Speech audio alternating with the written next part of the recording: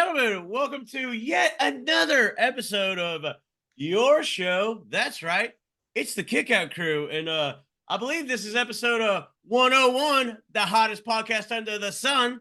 Shout out Wheezy, but I want to thank everybody for listening to last week's 100th episode.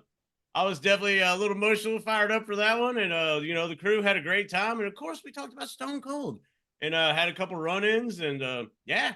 Great show. Thanks for all the positive feedback on that. And you can see all that positive feedback and put your own feedback if you follow all of our socials. It is a Kickout Crew on all those platforms. And you can leave questions, which we'll get to some user questions later on in the episode. But hey, reach out. I mean, it's your show, so why not be a part of it? You know what I'm saying? But want to welcome everybody. I hope everybody's had a good week. March is coming to an end, and there's some madness on that. And, Wrestlemania is right around the corner. So, boy, what an exciting time to be a wrestling fan. It seems like a lot of the promotions are clicking on good cylinders. And, hey, some would say we're clicking on good cylinders, too. But, it's enough about me. I've welcomed y'all to the show. It's time to get right to it. So, I guess, Brad, take it away. All right, so I didn't rant this week, so why not do it this week? Hope everybody's having a great week, though. But Larry David's son has something to say. Hey-o. Back at the grocery store again. I'm in line, long line. But it's it's Friday afternoon. It gets a little busy. Now, just a little background here. I used to bag groceries at a grocery store for years. That was my first real job in high school. I did it probably from when I was like 15 to 19. So I have no problem at all bagging my own groceries. Now, for the most part, now you don't have a bagger at a grocery store anymore. They've combined that job with the cashier, and they really hope that you're going to do it for them, which again, I have no problem with. So I'm in line, and I put all my stuff up there. I'm ready to go, and she is not setting anything down the, what do you call it, James? Conveyor belt. Conveyor belt. She's not setting anything down it. She is just doing everything right there in front of, right there at the register, and not looking at me. And she is doing it with anger, a lot of anger. I said to her, I go, I'm sorry, is the conveyor belt broken? She said, no, it isn't. And she's bagging the groceries very aggressively, not making eye contact. This is that motherfucker that broke the pickles. I said, I'm happy to help. She goes, no, I prefer to do it this way. I said, okay, this is taking forever. I don't know if you realize how long this is taking. And there are people behind you, and I can help out. No, this is the way it gets done in my lane. Fine. So I'm waiting. As she's doing it, I'm just putting the bags in the cart. You can only fight so much, right? But the funny part is this. At the very end, there's a 2-liter of Dr. Pepper Zero. My wife loves that. And there's a Prime energy drink. And she holds them both in front of me and says, do you want these in a bag too? Okay. Does it have a handle? Okay. Is this not a 12-pack of soda? This isn't a big case of water. This is a 2-liter. Yes, I want in the bag. What, I want to hold that? Yeah, I'm just going to put that in the back of my car and let it roll around in there. Yes, I want it in a bag. As a matter of fact, you can put it in one of the 15 bags and have plenty of room in them because you put 2 things in a bag at once. Oh, my goodness. Just let me handle it. I could have done it. All right, so that's it for that part. Lotus had a competition last week, and she's been a dancer. Her and my other daughter both were. They danced from 3 to 18 years old. She had a dance competition over in New Jersey, Long Branch, New Jersey, and I decided I could finally get to one. It was on a Sunday, and Deb texts me before I leave and says they're charging $30 for parking. I said, "Is this a Philadelphia Eagles football game?" Right. I go, "What do you mean $30?" She goes, "At the resort, they're charging $30, but if you stay here for $400 a night, it's free." I'm like, "Well, all right, it's Sunday. I'm not staying there." Second, that's not a deal. So what are my other options? Because listen, I'm not, $30 isn't breaking the bank, but I have, I don't have it in me to pay $30 for a free competition that I'm just going to support my daughter at. She goes, well, you could park at the, it's down, it's like a shore, the Jersey Shore area. I'm like, all right. So I drive down there, hour and 10 minutes. Perfect. Pay about, all these tolls and everything like that to get there. And I park about a half a mile from there just so I don't have to pay the $30. I get there and everybody's sitting at the table. They all paid $30. I'm like, yeah, I didn't. And, I'm fine. I can do a little bit of a walk. They said, well, you going to get anything to eat or drink here? I'm like, well, I just saw a sign that said the waters are $4. Like a 12-ounce water in a bottle at a dance competition is $4. They said, yeah. I'm like, that's not it. What are we talking about? At Walmart, I could pay $4.89 for a 36-pack. They said, yeah, they're charging $4. They go, why are the sandwiches $5? There's these big ass sandwiches. They're $5. Listen, you want to charge $4 for the water? Then you charge $8 for the sandwich, or you go $2 for the water and $5 for the sandwich. That's not equal. Another thing, they had a bar open. Did you spill the water? 20 minutes for a drink. I go, where am I? Where I'm paying $30 to park and 20 minutes for a drink. This isn't the best club in Philly, I'll tell you that. Anyway, she did great. Platinum this, first place that, second place that, whatever. I don't know why I wrote here, stick the toe up your bum. I'm not sure what I was referring to when I wrote that on this paper. So let's keep going. A deli in my area was called Uncle Bill's. It just recently shut down. It was open for 20 years. I probably went there maybe 2 dozen times over the 20 years that I've been here. Go ahead. Is that Big Bill's uncle? It is. It actually is. Yeah. Uncle Bill, yeah, Big Bill's uncle. They kept the same name. Instead of his dad being Bill, it was his Uncle Bill, and they named him. Well, it could be Bill and Billy. It could have been. Full name William? So good call. They announced on I see it on Facebook that it's closing, and I see about 20 comments underneath. Now, anytime that you post anything on a group, you're screwed. You know what I mean? You can't write anything at all without someone tearing into you. Uncle Bill's closing, right? Happy to see him go. What? Food made me sick, and he was a rude snob. Can you just keep your fucking opinions to yourself? The guy got probably put out of business by something else. I'm sure he was retiring. I don't think might have a health problem or something. Jesus. Is the hate necessary? Is the hate absolutely necessary on these social media pages? I just don't get it. You can't write anything. I feel bad for these guys that write in the like AEW Dynamite on Facebook, AEW. I really like Okada. Freaking trash. Like, okay. Like, just whatever. And then people mad about Sasha Banks, Mercedes Moné being the CEO. Who cares? They can't use boss. What is she the CEO of? It blows my money how much time people use for negativity when they could use it for something positive. It just blows my mind how much time they waste being negative. Devyn, are you serious right now? What is she the boss of? I know, what are we talking about? You said, what is she the CEO of? What is she the boss of? I don't know. Finally, I want to give a shout out. Ad-free shows recently. Paulie B taking a step down. He's going to do the Orange Show still, but he's been a big part of all of our lives. One thing that's really special about Paulie B for me is I do love Conrad, but Paulie is my favorite host. And the reason for that is he always made me feel like I was part of the show. Not that Conrad doesn't involve us in the show, but it gets really personal with Paulie because Paulie was just one of us. He was a low-key big hog for the Tony Schiavone and kind of moved his way up into this position. And that's something we all would love to do. And he actually did it. And then he remained true, like a level-headed guy, was our friend. And what's up, James? He was a low-key big hog for Tony Schiavone's WHW Patreon. You just what did I say? He was a low-key big hog for Tony Schiavone. Like, all right. he was one of the guys that made it out of the neighborhood. Yes. We all grew up together, and he's one of the guys that made it. For real. Yes. So, just I have good relationship with him. I've, met him a couple times in person. Always real good to us on the Zooms. Always, if you have a question on one of his podcasts, it gets on the show.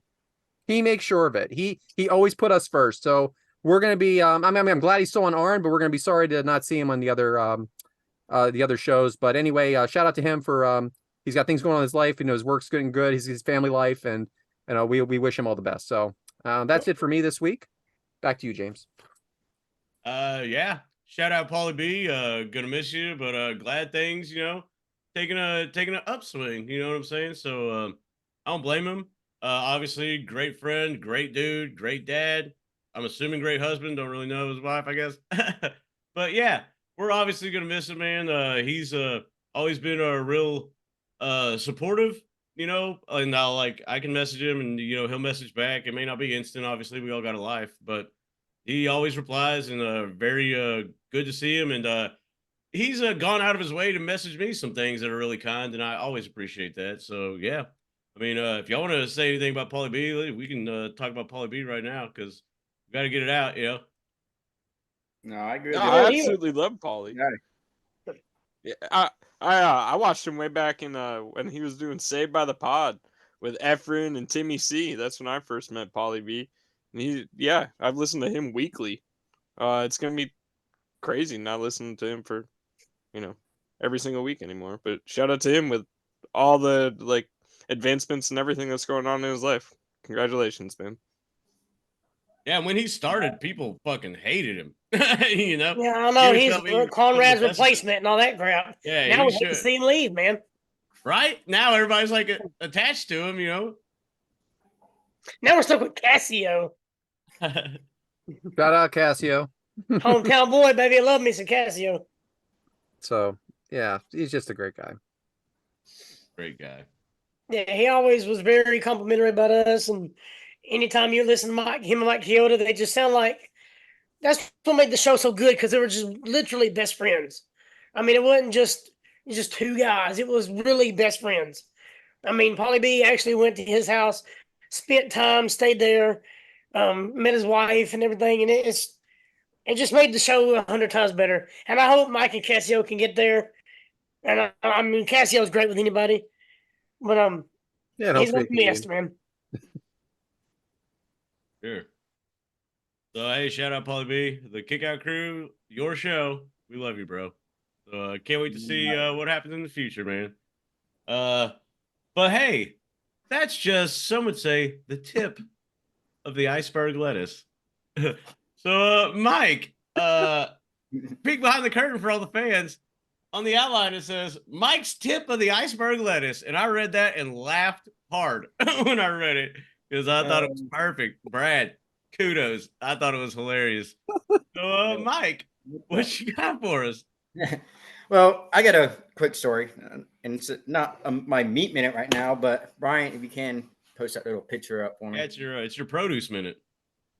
Yeah, stories. So, I was cooking the other day and had some of this stuff. I got like a little season tray that has a bunch What of is stuff. it for our What is that? non-video Yeah. people? Marjoram. I don't know what the fuck it is. What is it? You nailed it. Marjoram. I don't know. Anyways, but I was in there and I used it and put it on the counter and I was talking to William and he just looks at it and then he looks at me and he looks at that again and looks at me. He's like, "Are you crazy?" I'm like, "What are you talking about?" He's like, "I'm not stupid." I'm like, "Okay, cool." He's like, "Daddy, I know what that is." He's like, "Are you trying to get us in trouble?" I'm like, "What the hell are you talking about?" He's like, "That's marijuana right there." William, are you fucking stupid?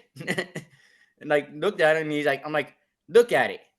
He's like, "Yeah, it looks just like marijuana." I'm like, "Buddy, that's not marijuana." So just something It's quick. margarine. Yeah, it's margarine. I Whatever. love it it. is. Yeah, in a McCormick container, marijuana. That would be something. People are like, "How do you know what weed looks like?" Dare was a long time ago, buddy. Yeah, right. But yeah. So I just thought that was pretty funny. He argued with me, thought it was marijuana. And speaking of him, like you guys know, I took a trip this weekend. Had to go down to Florida, back about a 9-hour drive there and back. And I took him with me. I'm like, I want somebody to ride with me, somebody to keep me company, talk to on the way down, everything else. 8.5 hours, he slept. I'm like, dude, what the fuck was the point of bringing you? And so we get there, and James, I get right there by Jacksonville. And I tell him, like, look, we got about an hour left, and we'll be there. I'm tired. I'm ready to get there. Just done driving. What happens? Dead stop traffic in a heartbeat. And I'm sitting there for 45 minutes in the same damn spot. And he's like, "Well, you said we only had an hour about 45 minutes ago." I'm like, "Dude, we are not driving. What do you think?" Bro, we're not moving. I mean, if you want to get out and walk, you might be able to do what I do. I mean, feel free to do it. But so yeah, I had that little short trip. But yeah, He wasted his nap. He should have slept the whole second half of the trip when you're stuck in traffic. And he did the same thing on the way back.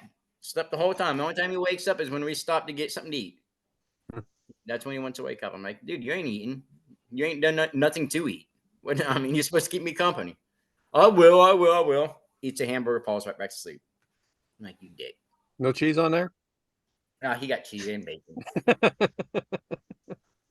Should have had him smoke some of that marjoram. He would have woke up quick. I'm serious. But yeah, that's it. That's about it. Just that little story and my little driving trip.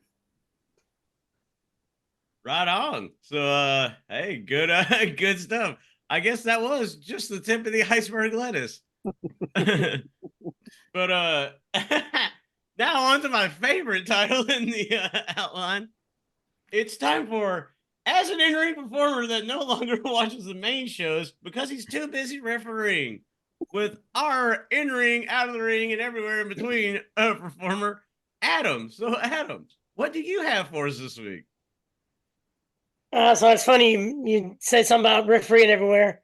March has been like one of my busiest months since I've started. And as we record, I have a show tomorrow at an ice hockey game. So it's my first time being at an ice hockey game. You know, hockey's not big in Alabama. I mean, if you can imagine that. I mean, I'm sure that's a shocker. But it's Huntsville. It's the Huntsville Havoc or something versus, I think, the Chattanooga team. No, But, even the Rocket City. Oh yeah, at least you. Yeah, no, it's not the Rocket City the people. Yeah, it's weird. Or it could be the Trash Pandas, or no, it's like the Huntsville Havoc or something like that. So we're doing a show before the actual game starts. So I get to go to my first hockey game. So that's interesting, I guess. You got the ring on the ice.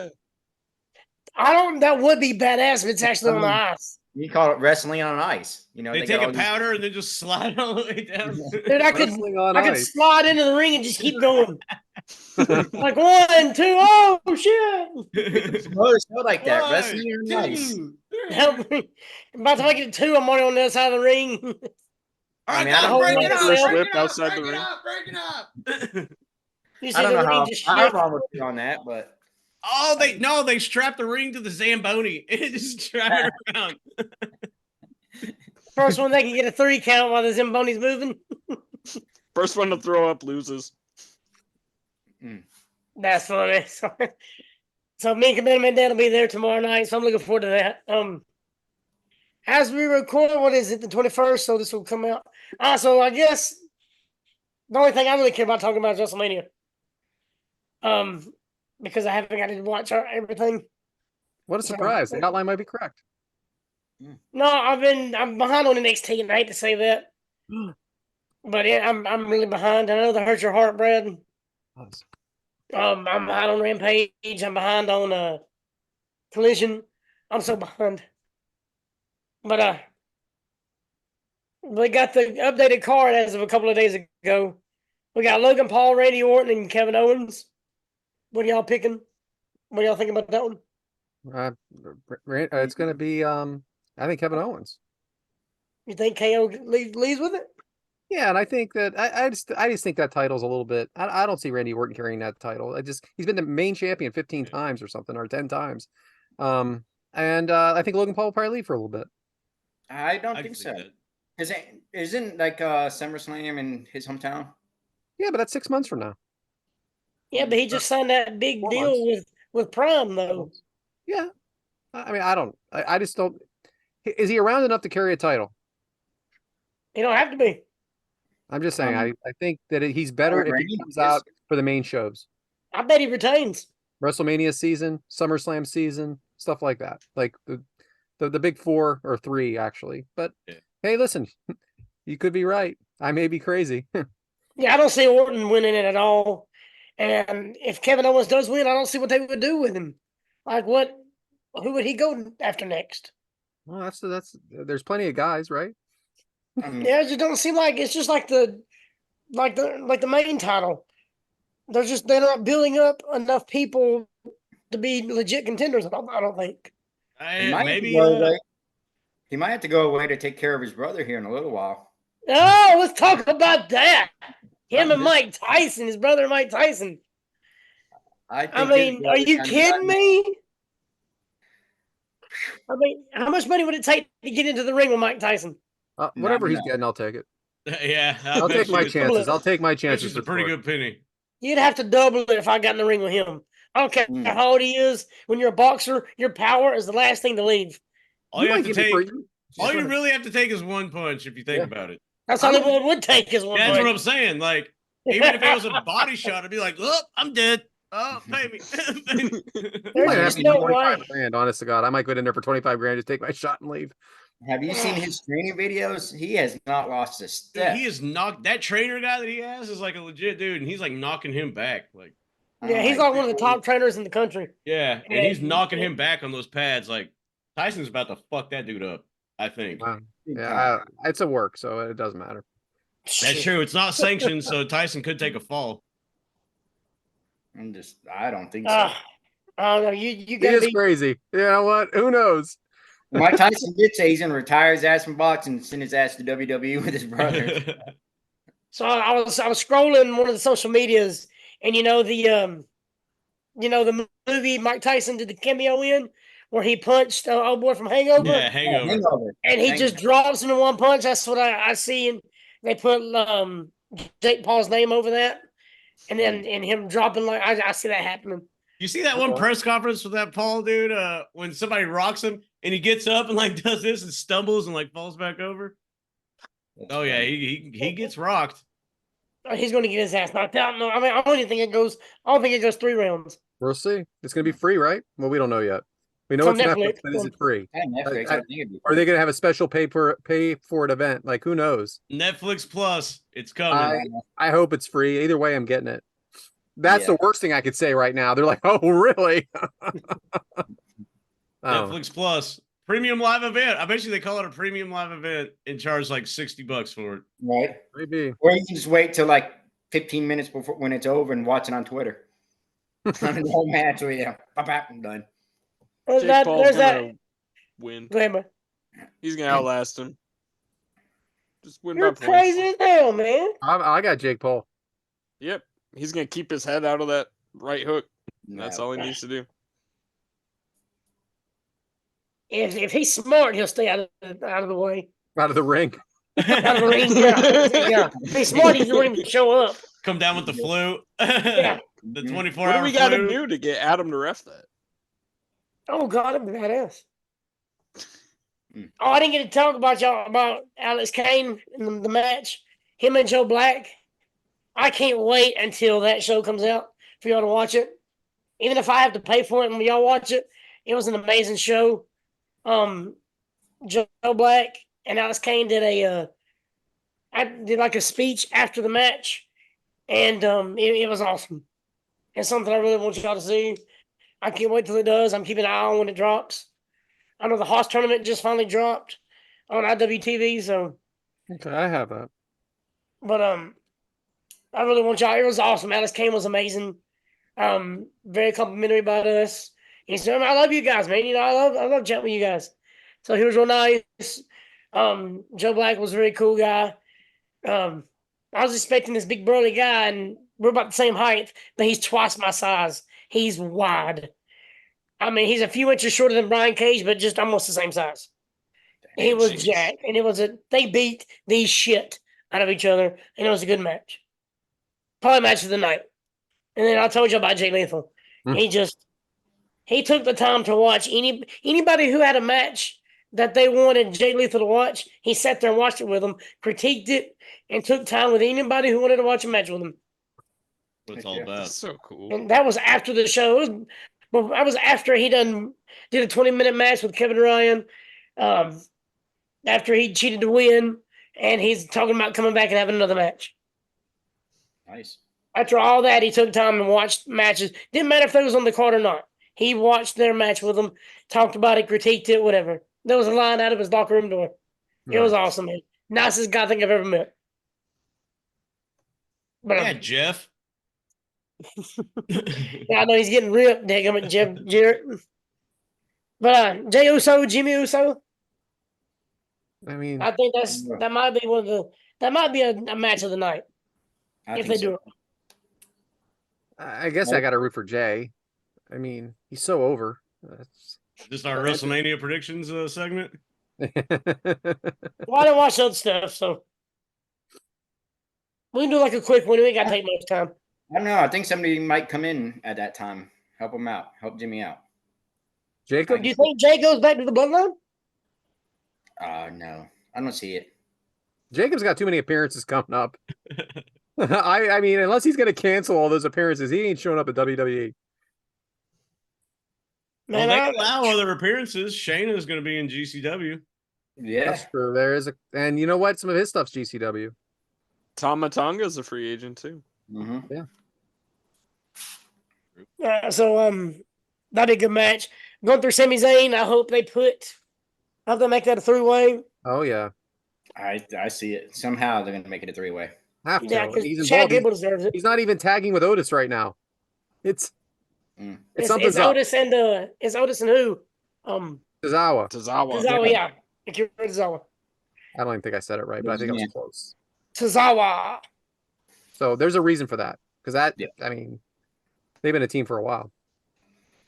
But I love the chemistry though, man. It's You think he can turn heel? Who? Chad. I mean, he's Yeah. been a heel the whole time until recently, right? Gable would be a damn good heel. He's been a heel. I mean, like a legit. I think it's an underdog the story with him. fucking- I'm sorry. The vignette with like he's talking about like he wants his chance and like it's showing his kids and stuff. I mean, it'd be hard to be like, oh, I'm doing this for my kids, do this for my kids, and like a couple weeks later, heel. Like, Yeah, it's time for him to be a babyface. It's time for him to be the underdog. I think that Gunther match kind of was like, swinging him over to the babyface. I'm rooting for him. Does anybody think Becky beats Rhea? Nah, I don't know what that does for either one of them. Mm-mm. I hope Rhea retains. Rhea, she's on this roll, and I would assume Becky's going to do a book tour, so I would assume she's just doing the Mania match and maybe taking the summer off. That's promoting true. the book. that makes more sense. I just don't know. I mean, you got to give Nia Jax a win somewhere here. Did you see that Becky is she's like doing her thing with her books, or she's selling them? But there's like 5 of them have like a golden ticket in it, and if you get the golden ticket, you can go to any WWE event and do a meet and greet with her. Kind of like I the did Walker not thing. know this. Yeah. That's cool. So y'all want to That's pitch super in by like 1,000 books? No, I don't think I don't think Becky gains anything by beating Rhea. And Rhea doesn't get anything of it. So No. where's Jade Cargill coming in? It had to be soon. They had to bring her out soon. Yes, she has to perform at Mania, right? You would I She would think. has to. assume, She's got to come out and do something. Well, she's got, as we record this, 2 weeks. As it airs, 1 week. I mean, she got to come out and get in the face. She didn't got to get in the face, just distract Becky long enough or distract Rhea long enough. It didn't even got to be anything for the title. Just she's been there almost a year now. She needs to do something. Do you think she interferes in the match at Either WrestleMania? she just draws attention away from the match, it'll be fine with me. Right. She ain't got to get involved. The same thing's been going on with Omos too. Like they They both said he's were in been the doing. Rumble. They They said both he's had, been like, doing in-ring house stuff. shows, Oh, that's cool. Oh, I mean, wow. live shows, whatever you want to call them. Omos, sorry. It's okay. It's okay. And then of course the tag match, the undisputed tag champions. They haven't got all the contenders yet, so I don't care about that one yet. Even though there's a little over a week to go before WrestleMania, we don't even know who all is in the match yet. I'm gonna just throw this out there just so it's in the atmosphere. I hope that like Motor City Machine Guns somehow show up in that match. I've heard that they've been released from Impact, so like if they can be a mystery in that, I just want it to happen. So, I think their contract. They said it's up in April, well, hey, so that's like 7th perfect and timing. hey, yeah, they got a 7th, week. Whatever the fuck it is. I just see them in AEW. I just feel like it because they're older. It'd be an easier schedule for them. I do too. really don't know. It could go either way. Honest to I mean, God, they would I'd be happy fit either in way. WWE. Don't get me wrong. I just feel like they would prefer AEW because of the schedule. Hmm. Because they've been doing. How long have they been wrestling now? 20, 25 years? 20 years? Yeah. I mean, they've been a legit tag team for 20 years. And they're still just as good as they have been. Yeah, they are. Okay, LA Knight, AJ Styles. I think LA Knight goes over on AJ. Probably. The Rock, of course, The Rock Roman versus Seth Cody. I definitely think that Brock Roman wins, and it goes I hope he does. one-line rules, and then you're gonna have it's gonna be no rules is what that means, and you're gonna have one by one people coming in to help Cody. Yeah, it sounds like that match could be better than you. And you know it. Maybe. Not the baby. I mean, they did just remove MJF stuff off his merch off of AEW shop. Yep. I even checked it out. It says like 404 not found. And I was like, okay. But at the same time, they've done that before. Yeah, it could be a big swerve work type thing. I kind of think a lot of the bloodline is going to come out and then you're going to hear that glass shatter. No, that'd be something. I wouldn't be mad at it because that is a 25-year anniversary. Something's And if I was Brad, I'd shit, piss, puke, and come at the same time. I think it's Triple H. We get Triple H versus The Rock in Saudi or something. Triple H can't work. I wonder if he could get cleared. Yeah, sure. That was a heart thing, wasn't it? So that's Yeah, no different than like a body. All right. I go back on that. Completely forgot about that. Yeah, don't we have like a pacemaker in or something? But it could be something like, hey, I mean, it could be something where, you know how Triple H and Seth Rollins are good buddies, or how close they were back then. It could be like, hey, I need you to represent me against The Rock and Saudi.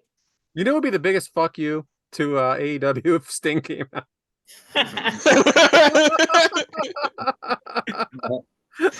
Lights get dark. Never gonna happen. He's just not that kind of guy. But oh man, just the stuff you could come up with. And then I think Drew McIntyre finally gets his championship win in front of a crowd. I think he beat Seth Rollins. I would look in your eyes and what do you see on that one? I hope he's a commentary. Oh yeah, he's gonna be there somehow, some way. So we'll see. Oh yeah, he'll be there commentary. Yeah. You can't spell Philadelphia without Phil. I think there's something up. I think they go Drew and CM Punk towards SummerSlam as Drew as the champion. Yeah, that's the story that we I mean that's the one that makes sense. But heel in a face. Mm-hmm. Well, to come in from the Seth and heavens Becky here. can go do their thing for a while. Brian's chiming in. I think you do. Drew wins the title. Punk then comes in and costs Drew, and Damian cashes in and wins the title. Oh, there you go. Because then you could still build to Punk and Drew at SummerSlam with Drew being better that Punk cost the title. Yeah, because they have made us kind of forget about the cash in. They haven't been upping it, like putting it in our face. They're kind of making us forget about it to make it a big surprise. Brian, good call, man. Or you could have Drew win, and you could still do Seth and CM Punk without a title because that'd still be, still sell. Right. I like it, Brian. Hell, the more I think about it, the more I like it. Not bad at all. But I was doing some scrolling the other day, and real quick, I found the 10 worst cities to live in the country. There we go. Philadelphia. Actually, it's not on here. Oh. As of February 2024, the top 10 list is number 10, Stockton, California. Never heard of it. Yeah. Number 9, Milwaukee, Wisconsin. Number 8, Little Rock, Arkansas. And hey, where's SummerSlam going to be this year? Cleveland. Number 7, Cleveland, Ohio. That's not surprising. Shout out Cleveland. Yeah, and here's the kicker: number 6, Kansas City, Missouri. Number 5, St. Louis, Missouri. Hell out of here. Number 4, Baltimore, Maryland. Number 3, Birmingham, Alabama. By the way to represent, guys. Yes. Number 2, Memphis, Tennessee, and then who thinks they know number 1? Detroit. There you go, baby. Detroit, Michigan. SummerSlam last year. So I was just, that's the reason why, because I come across it and then I seen Cleveland on there. I was like, hey, isn't that SummerSlam? So something for y'all to think about when y'all go to SummerSlam next year, or this coming up summer. Lock your doors and keep the children real close. But that's it on my end, guys. Can't wait to come up with your description of the episode because that was all over the place. But you know what else is all over the place? Today's agenda. So I guess Bryant I'll just say from the heavens. I won't be a smartass this week. But Bryant, what you got for us? What is today's agenda?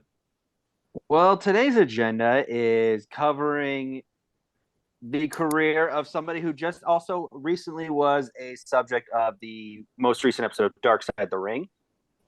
And that would be one Mr. John Tenta, formerly known to us in the wrestling world as Earthquake. And Jesus. Shark, Avalanche, John Tenta, I believe. what was the oddities? What do you go by with Oh the yeah, oddities? Oh, and Golga as well. Yes. forgot that one for a second. And Golga as well, because you can't have him out there parading around as Earthquake or John Tenta. So Right? Whoop whoop, fam. I love Exactly. Golga. I love the oddities. Don't care what anybody says.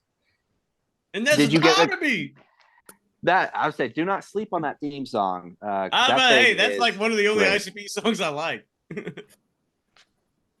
So, but let's talk about him. As we see here, Mr. John Tenta, native of Canada, British Columbia. He became a fan of wrestling as a young kid, but eventually transitioned into amateur wrestling as well, and having a standout career in Canada, winning and eventually earning a scholarship to LSU as a wrestler. Unfortunately, LSU would drop the program. He would briefly join the LSU football team. Realizing he was not into the football scene, he would have dropped out of school and would actually go to Japan and train to become a sumo wrestler, which I think is amazing. Here's a picture of John as his sumo days. Oh shit! He would go on to be He looks so different without his beard, man. He looks like a totally different person. I agree. Yeah. I don't even know. He would actually go on to have an undefeated sumo career, only competing for about 6 months before leaving through and eventually saying that the sumo lifestyle was just something he was not into. He would then sign with Giant Baba and All Japan Pro Wrestling after that, staying in the company for a couple years before finally getting the big break and going to the WWF in 1989. He would then team up with Dino Bravo through many stints. His first real big main event push, the feud that ultimately made him a star in the promotion with Hulk Hogan, leading to the main event of SummerSlam. He would have various feuds throughout that time, eventually teaming up with Typhoon to become the Natural Disasters. He would stay with the promotion until 1994, when he would then jump to WCW. At that time, a lot of the ex-WWF guys would be joining over there. He would come in originally as Avalanche, because obviously trademarks, he can't be Earthquake. So he would come in as Avalanche, starting feuds with Sting, Hulk Hogan, and eventually going on to also feud with Macho Man Randy Savage and Big Bubba Rogers. He would also join the Dungeon of Doom as the Shark, which, let's just be honest, we all want to forget about that. Once again, he would stay in the promotion till 1990. He would stay active through the promotion through 1997, coming through as eventually going back to his name, John Tenta. He would have a few runs. He would then go back to WWE, as James mentioned, as Golga with the Oddities. He would be there for about a year and a half before eventually kind of just quietly retiring from the ring and just kind of going home and being a father and just being a normal guy at that point. So just want to give a quick little bio and send it back to you, James. Awesome. Yeah. Can I add one thing, Brian, that I Might figured as out well, in my Devyn, it's research? your show. Go for it. Earthquake's last ever WCW match was against former guest of our show, Lash LaRue. Imagine that. I'll be damned. I just thought that was cool. Shout out Lash. Great guy. All right. Well, I guess it's time to get into match one, huh? And what is match one, you ask? Well, it is the natural disasters, which is Earthquake and Typhoon versus Money Inc., which is Ted DiBiase and Erwin R. Shyster. It took place it's a WWF Tag Team title match, and it took place at WrestleMania 8, April 5th, 1992, in the Hoosier Dome in Indianapolis, Indiana. Shout out that Hoosier Dome. I got nothing. I got nothing. I ain't either. Shout out to the foliage. I like the fountain looking thing. That's I was nice. about to say, can we talk about the random fountain thing? Like, I don't understand what's with these like little water spouts, I'm gonna call them. Like, it just seems like an odd place for a fountain. Well, and with water reservation being as prevalent as it is these days, it's kind of funny how like everything had a fucking fountain back in the day, and now it's like save water. If that's not a place for a fountain, where do you put a fountain? On the roof. What if that's been done? I got nothing. It's a nice dome. It's a very nice dome indeed. Yeah. There ain't no bad cars. Ain't nobody just walking It somewhere. has a nice dome feeling to it. Yeah, it feels like a dome. I'll be damned. I wonder if that's why they named it. I got more. I think I like the lettering above it is interesting because it's red. That's nice. Well, I like the font. You can tell like it's that old the school font's style good. font. Font's good. Looks like the picture was made from like on a Windows 97 or something. Looks like a postcard. I wonder if Pat McAfee ever been there. Shout out. I was about to say Indianapolis. Shout out Pat and the boys. And you can play with them on WWE 2K sometime. I don't know when that drops, but I love that show. If you haven't watched that show, I take a lot of inspiration from that show. The be a friend, tell a friend thing, definitely stole from them for sure. Yeah. You're still going. All righty. It had an attendance of 62,167. Jeez. Damn, that's a lot. It is. I may have got that number wrong. No, you didn't. It's a dome. That's true. It had a buy rate of 360,000. It had a match length of 8 minutes and 39 seconds. And Meltzer gave this one -2 stars. Now that's kind of bullshit, right? Hey, man, are we going to talk about the card of this WrestleMania? Not the whole card, but. I didn't have any. Okay, so the Macho Man title match is like right in the fucking middle of this. Macho Man and Ric Flair right in the middle. And then there's like 3 matches after it. And Meltzer's ratings of the 3 matches after, -2 stars, dud, -2 stars. Like you have the title match in the middle of WrestleMania. And Hogan and Sid, I believe, close this Mania. After this match is Owen and Skinner. Owen Hart and Skinner. It was like That was a a 30-minute match. It's 3 minutes. No, they timed it at 1 minute on the shit I was reading. Like, this is just a weird Mania. Like, obviously, there's a finish to this match that's kind of crazy. You have the title match in the middle. Like, what the fuck, Vince? Like, what was going on? Up until the title match, this pay-per-view was awesome. It was like a good Shawn card, Michaels too. versus Tito Santana.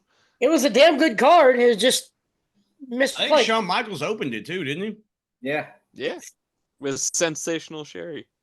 So Money Inc. versus the Natural Disasters with Jimmy Hart. Adam, did you watch the pre-match interview with Money Inc.? I tried to. I couldn't keep my eyes off of Jimmy Hart's outfit because Jimmy Hart's the man. I love it. Devyn, how about the Natural Disasters with the Mean Gene? What'd you think of that? I liked it. They brought like massive intensity. Like, that's for sure. Both of them were like really hyped to get this match. They're both pissed at Jimmy Hart, that's for sure.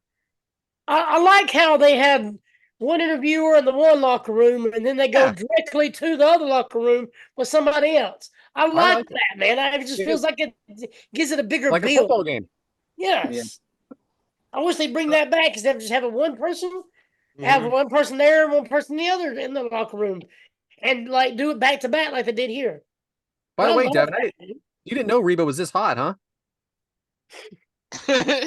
Reba McEntire sang the national anthem. There's Or your one chance, America the Fancy. You Beautiful. didn't let us down. Dude, I legit been watching The Voice. She still looks beautiful now as she was then. I watched the Reba show in the She's morning 68. sometimes on Hallmark. She's pushing 70 and still just as beautiful as ever. I like Reba. So the Shout out Money Reba. Inc. entrance, they can only be heels, right, Mike? Of course. That you got the IRS. I mean, he's gonna come get your money, and then you got a rich dude that is with the IRS, so he doesn't take his money. I mean, they're just so unlikable. Now you like $1 Million Man just because of what he represented, maybe, but man, these guys, you were easy to root against. James, who are the announcers, and what did you think of the reaction to the Natural Disasters entrance? Number one, champions coming out first, huh? Huh, crazy. But the announcers are Gorilla Monsoon and Bobby Heenan. Fellas? And I will have it when you watch the Natural Disasters entrance, there's a person in the crowd holding a natural disaster sign. Anybody notice that?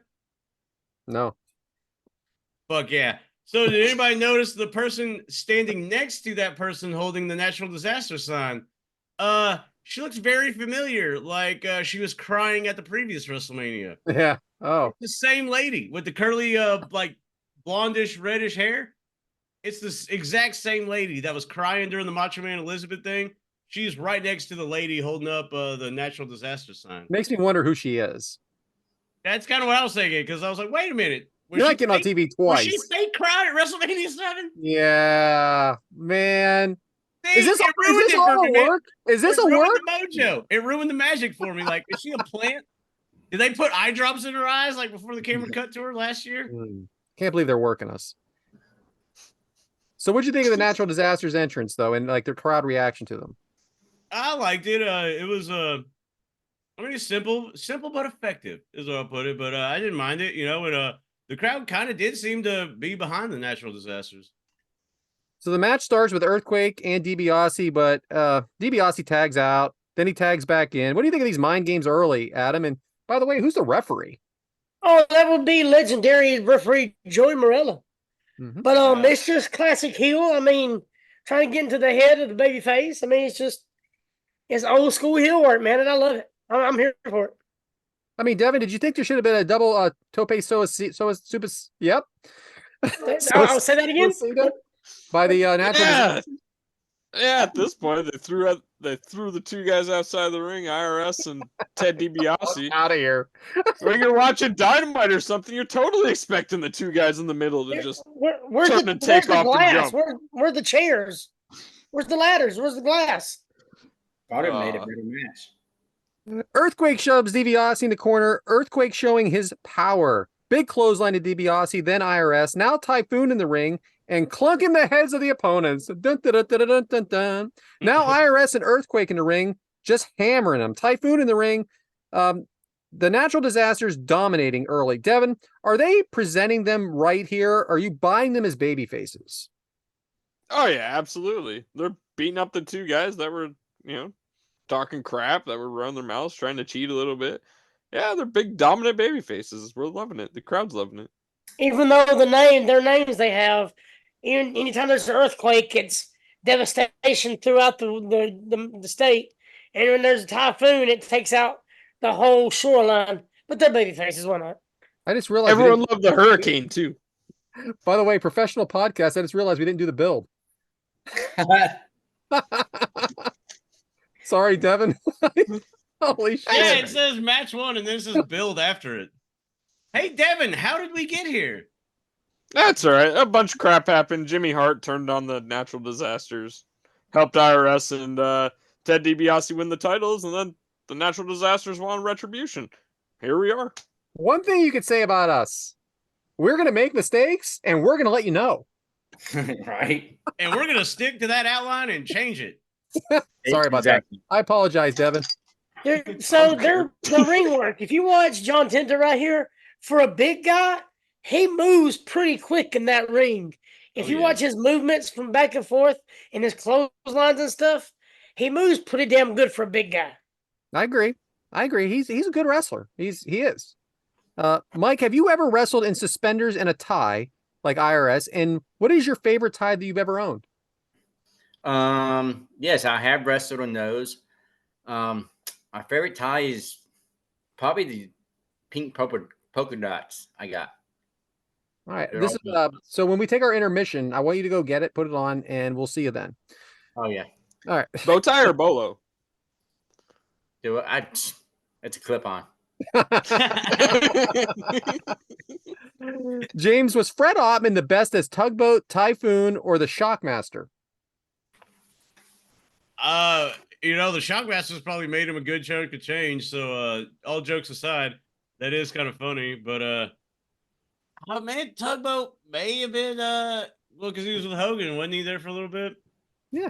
I don't know though, but the Natural Disasters was pretty legit. So, in my opinion, I like the Natural Disasters. So for those of you, Tugboat, I mean, we get the gimmick like occupational stuff. Tugboat, I mean, come on now. so for those of you at home that have not watched The Dark Side of the Ring on Earthquake, John Tenta, Fred Ottman has a little piece of it in there about him and about his Shockmaster experience. Guy's got a great attitude. I definitely recommend that you check it out.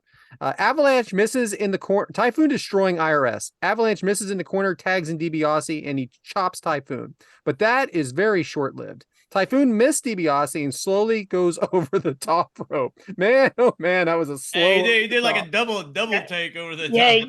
you missed the botch spot that they did first. I tried When to he keep throws the dogs DiBiase into the ropes and he ran towards him and just stopped. Yeah, I remember. But I mean, Adam, it's this so whole bad. match, this whole match was called in the ring, right? The majority of I mean, do you think that they planned anything like any big spots? Do you see anything that they planned ahead of time? they probably planned the very ending and then maybe what they call a heat spot whenever the heels take over, and then maybe one spot to where they get their shine. Okay. Because I've always heard DiBiase say he liked to call it in the ring. So double clothesline to Typhoon, kick out. Does Jimmy Hart distract you on the megaphone, Devyn? Actually, I kind of like the megaphone. Makes them stand out a little bit. Like, we don't see much managers with a megaphone out there. But he can be loud and make sure that his guys know what the hell's going on. So I think it's a good gimmick for him. Yeah, It's but better than a isn't whistle. that's pretty much his Yeah, job right. is to distract the other person. Him over there bouncing around, jumping up and down, and everything. Look how Be a excited the menace. crowd looks. They look so into it and so excited. Mike, when Earthquake and Typhoon went to Waffle House, what was the order and how much do you think was the check? Oh shit! 2 chicken breasts, No 2 fucking eggs. way. Texas melts, two or three Texas melts. This is not Jeff Jarrett with the chicken breast. Smothered, covered, chopped, chunked, Chunk, whatever. dice, all of it, yeah. Yeah. Me and And my a son's pancakes. $30. So I guarantee you they're triple digits. Oh, yeah. side of turkey ass. This ain't Norbit. If you watch The Dark Side of the Ring, they actually talk about these two, saying that they didn't do drugs, they didn't drink alcohol, so that was one of their favorite things to do, was just go out and Do some eating. put down some food. If you're at Waffle House and you're getting ready your shift to end, you see these two big guys walk in, what do you say? You Well, fucking fuck. Overtime. Holy shit. I gotta poop really quick. Take a 20 minute. Hey, yeah. Hey, you good? You good? My shift's over. I'm out. You know? Yeah, really. Oh, I got a phone call. I got to hit it. I'm sorry. Well, Mike, I guess we all like that question, huh? Apparently. Always Ref- watches the car. Referee missed the tag to Earthquake, but the heels sneaking into double team behind him after the ref is looking at him. Double clothesline, both Typhoon and DiBiase are down. All 4 men in the ring. Double slingshot clothesline to DiBiase out of the ring. Body slam to IRS from Typhoon splash, but he's not legal. Earthquake stomping. Man, this was fun. DiBiase throws hard in the ring as a distraction. Gets IRS out. And then they leave and they forfeit. No titles change. Very disappointing ending. But Devyn, did they do the right thing?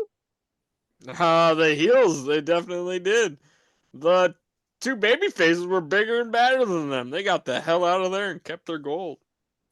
By the way, this is back-to-back disqualifications in this pay-per-view.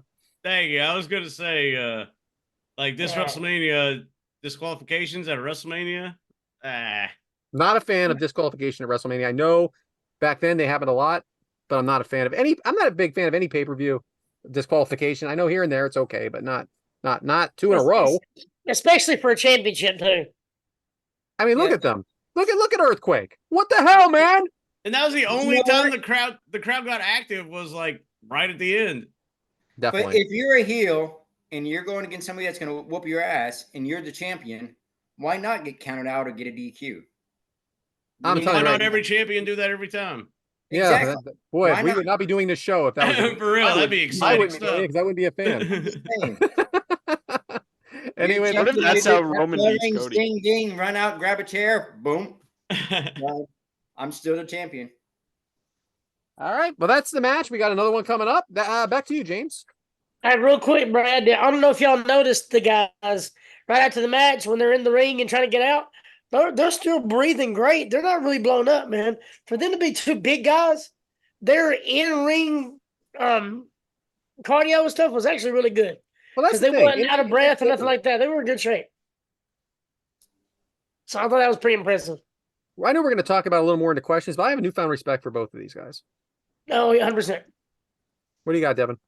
I do as well. And the Natural Disasters wouldn't even end up getting a rematch after this because Money Inc. would go on to face LOD Didn't for they the eventually win the world championships now? titles. Or did they already win them? Did they already lose them? I think they did. I think it's at SummerSlam. Bryant? No, they would. Money Inc. would keep the titles, and then basically around this time they would keep them until because it wouldn't actually be. It would actually be the Natural Disasters who would take the titles because that would be going into the SummerSlam that year. So Okay, thank you for that. I saw at the next pay-per-view it was LOD Yeah, versus yeah. Money Inc. No, you're right. I So it meant down must the have been road. following. I meant down the road. Money Inc. would face LOD at the next pay-per-view, which is SummerSlam. It was supposed to be for the titles, but the Natural Disasters would beat them before the pay-per-view to get the titles. Well, less Oh. pay-per-views back then, right? Yeah. More titles changing on regular shows. All right, James. What do you got, man? I guess we always do intro and match build. So when I said that earlier, that was fucking dumb on my part. So I wanted to correction corner myself. But I guess up next, we're gonna shake and rattle because it's time for Devyn's dice. So Devyn, what you got? What you got? Are you rolling snake eyes or what you got for What a us? shitty title that was, Brad. I have no clue where this is Devyn's dice. I saw this on the outline. Boom! I thought of an idea. So, with the help of our buddy Bryant, could you possibly pull up a dice for us? Have we ever done it? What would we have ever done without him? Right. Oh, the first 50 episodes were nuts. That sure as hell don't look like a stopwatch. All right, so Brad named my topic Devyn's Dice instead of a typical like Devyn's topic or Know Our Crew like I normally do. This is So- why it's called Devyn's Dice. I took 6 questions for Know Our Crew. Each What one of the you is going fuck to are roll you- the dice. Whatever it lands on, that's the question you're getting. So I have 6 questions, number 1 Fucking through right. 6. Brad, What if you're you get pumped 2 for numbers it. in a Let's row? go with you first. All right. What do I do? Right, can you roll that dice for us? 6. All right. Number 6. What is your favorite home cooked meal? I'm gonna go. Say your mom. Say your mom. Please say your mom. What the fuck is that? Have you ever cooked my mom? No, but I've. My wife makes an excellent London broil seared on the grill. That and with she makes a baked potato and she fluffs it. I'm telling you, doesn't get much better than that. That is my current favorite home cooked meal. I love London broil. Mm-hmm. And That sounds down really here, I can go to Ingles every now and then, and you can get me like a damn 2-pound one for like $3 every now and then. When they go on sale, I'm all down for that shit. Yeah. Hell yeah. Nice. All right. Who wants to go next? I'll do it. All right, Adam. Brian, please roll that dice for us. What if it's a 6 again? Uh-oh. Number one, Luckily it's baby. a 1. All right. Question number 1. Who is your current favorite indie wrestler? Oh, Cabana Man down, 100%. That was a great question for you, of course. Yeah. Boy, rigged. Right? Uh, That did feel like it was about set up. perfectly, don't it? Roll again, man. That was bullshit. It would Roll have been again. Mike. Mike should have got the food question, but go ahead. Yeah. Mike, why don't we Okay. roll for you next? Huh? 4. Question number 4. What was your worst subject when you were in school? Oh, fucking math. Arithmetic. Yeah, fuck that. William came out here trying to do some 9y times x3 minus 2 9l something. I'm like, what the fuck is this? And he's trying to explain it to me. I'm like, when the fuck am I gonna need this when I grow up? Whatever that is. Math? When are you gonna need math? No, I'm talking about his like 9y minus 3x plus 5b. I mean, all that shit. The only Oh, 3X I'm interested is what was at the drive-in theater. Heyo. All Easy. right, let's roll for James, Brian. Yeah, name that. I can name that tune in 4 notes. I would fail math with a Oh, calculator. wrong. Yeah. Oh, My worst 4. subject? Holy shit. What was your worst subject in school, James? English. I was a math and science person. English and reading. Pass. So English, like grammar and stuff, and you're the one that introduces our show every week. I talk the most, and English was my worst subject. We got Adam. What am I going to need this shit? What, math? I am a math and science person for sure. You know why you need algebra, Mike? Because sometimes you have to solve for X in your daily life. You know, like you have to finagle around these quadratic formulas. There it is. I'm Did we good. roll again? I mean, what? I knew this was going to happen on a dice. You're going to get a double. I knew it. Brian, let's roll for you, brother. James, I love you. Thanks, man. Love you too. What's your favorite food? What's your favorite home cooked meal? Number 6. Hey. My God, my favorite home cooked meal. My wife makes these bomb breakfast burritos. So I have to go with that. Fucking starving. Like a good breakfast burrito. Yeah, man, am I hungry? Breakfast burrito sounds great. Oh, dude, What are you the can do other that questions we didn't get anytime. to since we duplicated? You want to know the other questions? I believe question number 2 we didn't get to is name your first pet, or what was the name of your first pet? My Bear. cat when I was little, Fluffy. Great name. Oh, My Pee dad Wee. had 2 cats, Pee-wee. Rocky and Bo, and they were Rockefeller and Bo Cephas something. He'll My be dog's name was Rocky. My I- first ever dog. Don't know about my first one, but I know like my first like family pet was our dog Tasha. I'm surprised it was a dog or cat. I was expecting a pig or Pig, yeah, pig or kind a, of rat. A possum. a a goat. raccoon, some shit. Food for did later. have, like, we had doves. or pigs. Raccoon. Fucking We had doves. some rabbits. It's wildlife. But, yeah. I don't think No, 3 it's was not. asked. No, what? Question number 3. That was, who was your favorite 80s actor? Michael J. So I'm Fox. gonna go with Patrick Swayze. I'm going Michael J. Fox from Family Ties and from Back to the Future, and from like Yes. Teen Wolf. I love Back to the Future. Oh, Yeah, Emilio Estevez, Mighty Ducks. Emilio! That was a good 90s, but episode. still. I yeah, don't know, it was like, 90s. I didn't want to say anything. man, you got a lot of good ones, though. You got, like, Tom Hanks. Tom Hanks is Big, big. Big was a Well, great movie. Nicolas Cage and all of them. Where was that 90s? Nicolas Cage. Nah, he was 80s. Molly It's an 80s Ringwald. stuff. No, wait a minute. No, the dude that played Karate Kid. Yeah, Ralph Macchio. Ralph Macchio. Machio, yeah. That I remember. But what's a conveyor belt? Hey, Sly and Arnold. Or, well, mainly Sly, I guess. Yeah, Yeah. definitely. Get Both in of the them. chopper.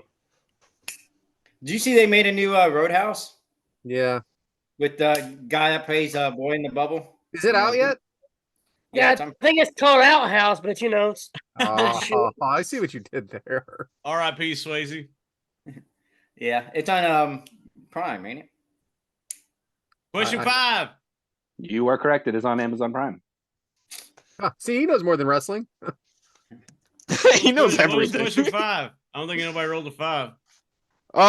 The final question for Devyn's Dice. Question number 5.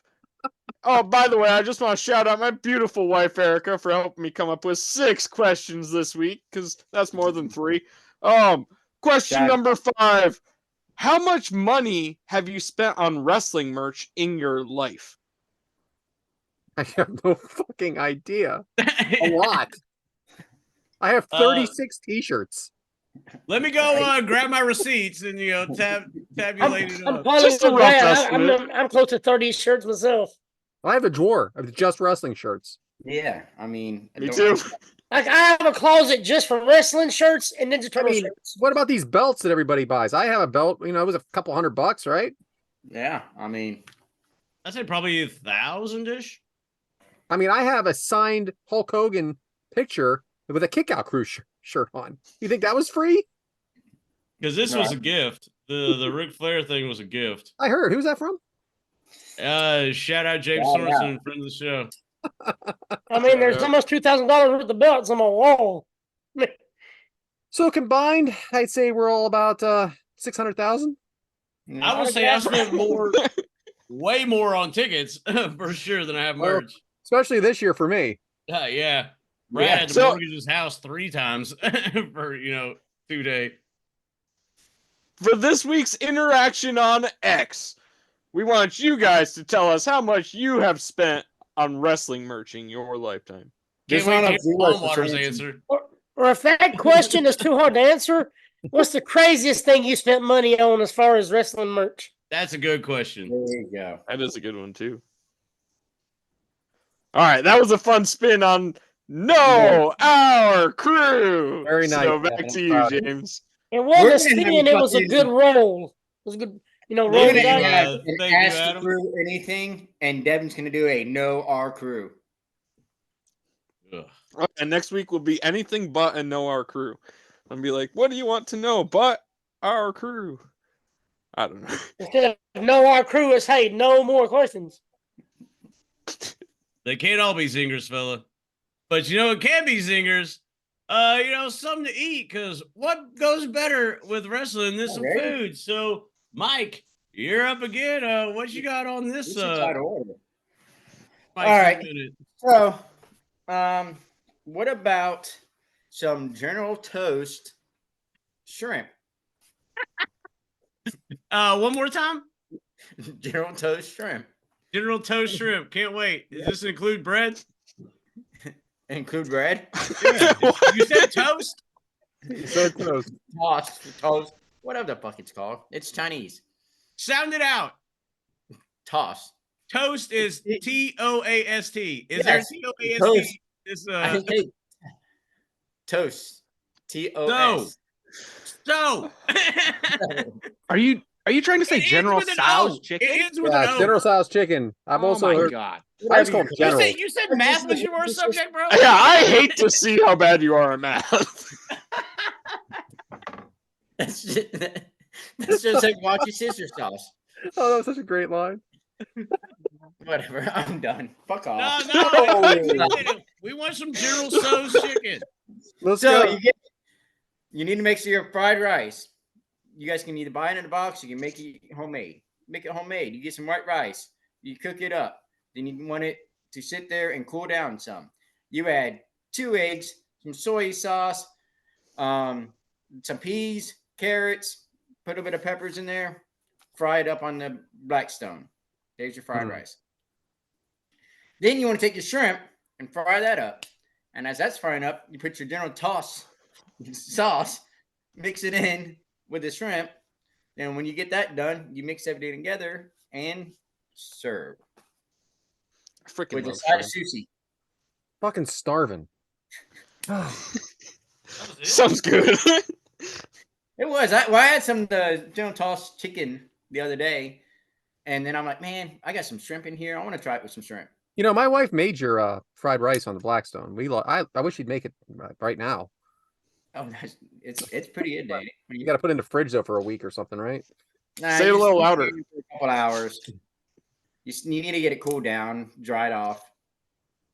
Then you mix in that egg and soy sauce. You put it in the fridge like overnight or something. Good. Yeah. Well done, It's Mike. better. It's better when you do it overnight.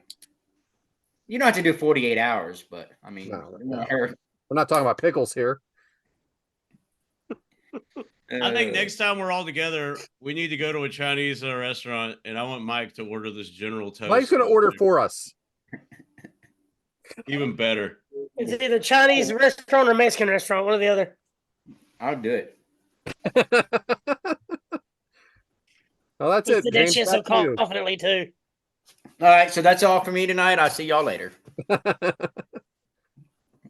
I guess now it's time for my segment. Can't wait. And Brad titled this one "The Spirit of Easter," which it is Easter season, I guess. This weekend. I'll be damned. So, hey, Guys shout are out there. to the bunny in AEW. Haven't seen her in a while. Great follow on the Instagram though. Oof. But Easter is kind of one of those things where, some would say it's like a new beginning, or like a kind of a out with the old, in with the new type of thing. A washing away and a born again. So I think the spirit of Easter is obviously, like I've said this a million times, it's never too late to work on yourself and improve yourself and change yourself. So obviously, we say, oh, don't wait till New Year's to change yourself. But I don't think anybody's looking towards Easter to be like, well, Easter Sunday, day one, I'm changing myself. But it is kind of a time to reflect on things and maybe start anew. You can always start anew, and look at, like, take it seriously. Look at the thing you want to accomplish, because everybody can just say, oh, I'm going to change, but then you have to, like, concentrate on the goal. Look at your past, concentrate on the future, broadcast the future, but look at the past and what are you really going to change? Like, what are you going to start anew? Because starting anew, like, we got spring, and hey, sometimes life will rain down those April showers, but guess what? It'll also bring those May flowers. So always, start fresh, grow, and if you want to change, the only person stopping you is you. So the spirit of Easter, I'll keep this a little short. Just hey, if you want to change and you're willing to change, and you have to put forth the effort, because we can all think about the results, but you got to have the effort, determination, and the persistence mainly. So why not? What's stopping you? I mean, it's your life, and we're right here. It's your show. So, hey, if you want to, be better, do better, and live better, why not? I encourage everybody, if you really are, like, mentally thinking about, like, man, I need to change, man, I need to change. Hey, start doing it one step at a time, and start doing it. And you got friends here. It's your show. We're here to help you, so. Or reach bench out. out. Yeah. So why not blossom on this new season? And that is the spirit of Easter. Let's grow, So- let's change, and let's do it. Fun little thing about an Easter, William was the first baby born in Volusia County on Easter Sunday when he was born.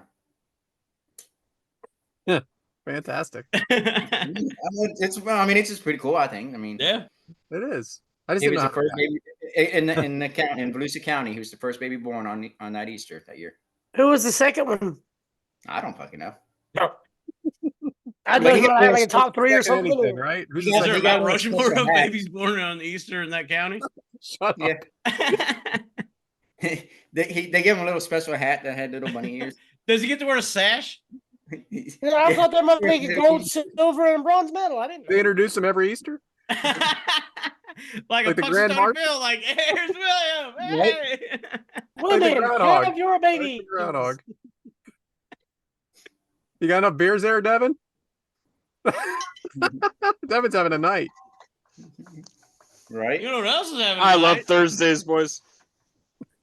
I think our second match is I think it's time to cash in some silver dollars on this match, huh? My goodness. You Did we picked not it. watch this Someone match once picked it. before? Oh, shh. I had a question for you later. Oh, So is I it mean- time for match 2? I think it is. Unfortunately. In the second match, and hey, we mentioned that this was a Tenta, kind of talking about John Tenta, and it was an episode of Dark Side of the Ring, but some would say it was the light side of the ring because this isn't a bad episode; it's a great episode. That being said, this second match is John Tenta versus Big Bubba, and it is a Carson City Silver Dollar match, and it took place at Bash at the Beach 1996. Don't know if you've ever heard of that pay-per-view, but glad we could discuss it. What happened? I don't don't know know. was what there? happened. The main event was a 3-on-3 match, supposedly. 3-on-2.5. Yeah. Uh, It took place July 7th, 1996 at the Ocean Center in Daytona Beach, Florida. Hey, That looks yeah, bigger it- than the dome. Whoa. so wait, What's they had a the, Carson City Silver Dollar match, but they weren't even in Carson City? That water Right. park was not there before during. I am looking at that water park. Huh? The red area over there. Yeah, right behind it. Once Yeah, what is- again, What is that Water. all the It way wasn't back there? with the A on it? What's that thing, that building all the way in the back with the A on it? Is that an A? Or is that like a symbol on it? Looks like a bunny? looks like a backward It- head. Maybe it's a called- seahorse. The A is a watermark for Yeah, I was gonna say Alamy, it. Ah, who is the place where I got this picture from. Oh, Mike didn't take this? No, my drum is out of action. So how do you have a Carson City match and you're not in Carson City? When I think of Carson City, I think of the one with fuck me. Dynamite Carson drop City. in, Brett. Nicolas Cage movie. Come on. Con Air? On air. What is wrong with me? But no problem with Ralph Macchio over here. Great movie, Con Air. Love it. He wasn't even the real Karate Kid. Look at those cars. He wasn't. William Zabka so was. He so was. Somebody forgot- We either got one car pulling in or somebody's just an asshole and blocked parked in the middle of the He road. just parked there and got out. Can we just But talk of about this course- random roundabout right here? That's like, at least they color. Yeah, right in the coded it, middle so of the it's a building. You roundabout. couldn't make Yeah. that road just go straight. That's on the side. I mean, of course, nobody's pulling out. Heyo. Yeah. Heyo. Fred. Heyo. What about all that sand? Where'd that stuff come from? I mean, that road's dirty. They didn't sweep the ground or nothing. They definitely Probably from the fucking ocean, Mike. You There's grew a up in lake Daytona. You know where that sand came from. Yeah, I jumped off that bridge back there one time. I wasn't like on the top, but I was down near the bottom. On the catwalk. All right. Yeah. You do your little turn on the catwalk. Speaking of AO, may have been something going down on that pay-per-view. But it had an attendance of 8,300. And one of them is right here with us today. Yay, Mike. That's me. That is you. It had a buy rate of 250,000. It had a match length of 9 minutes. And Meltzer gave this one 1 1/4. What the? Yeah. There was But a lot of hey, quarters. Devyn, how did we get there? All right. So, Beanie louder. Former. not later. former tag team partners Avalanche and Big Bubba once defeated Sting and Randy Savage. Years later, while going under a different name, The Shark, John Tenta would cut one of the most heartfelt promos in his entire career. The Shark lost the world title to the Giant and then was attacked by Big Bubba right after. Big Bubba would after the Shark would defeat Big Bubba by countout at the Great American Bash, Big Bubba would go on to get his goatee cut off by the Shark.